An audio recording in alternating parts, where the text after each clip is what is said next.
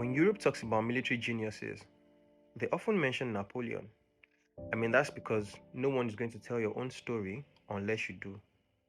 And telling your own story starts with knowing who you are and knowing your identity. So as Africans, no one is going to tell our own stories unless we do, but that's a story for another day. So they often talk about geniuses like Napoleon, but Africa also had its own. In fact, Africa had many.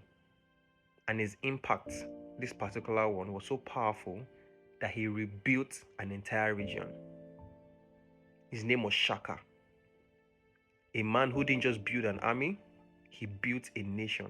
Before Shaka, the Zulu were just a small clan amongst dozens in southern Africa. No empire, no central authority, just fragmented chiefdoms with small population. But Shaka saw something others did not. He saw that a united people could survive, but a fragmented people would only perish. So what did he do? He transformed warfare. He replaced long throwing spears with the short ikwa. I hope I got that pronunciation right. A short stabbing spear, brutal, fast, and decisive. As I say this night, I'm thinking about Wakanda. He trained soldiers to fight in formations, conquering using the famous buffalo horn. So the chest, the horns, and the loins, right? And it was a coordinated attack that swallowed enemies whole. His army did not just walk, they ran. They ran fast and they ran barefoot. Across thorns, they ran over stones until their legs became iron. This wasn't tribal warfare. This was nation building by force. And so, in less than 10 years, Shaka united dozens of clans, forming one of the most powerful states in African history. The Zulu Kingdom became a disciplined, organized, and centralized empire with networks of diplomacy, intelligence, and alliances, right?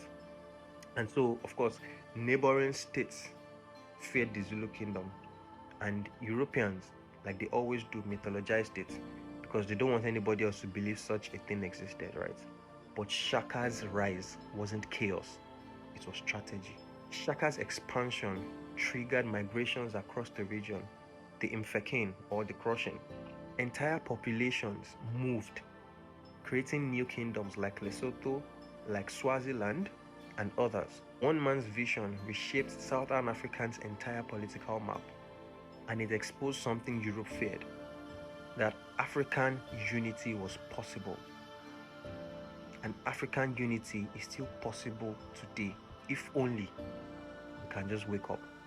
Shaka didn't just build an army, he built a nation and proved what Africa could be if they stood as one. And Africa could still be something great if right now we can just stand as one.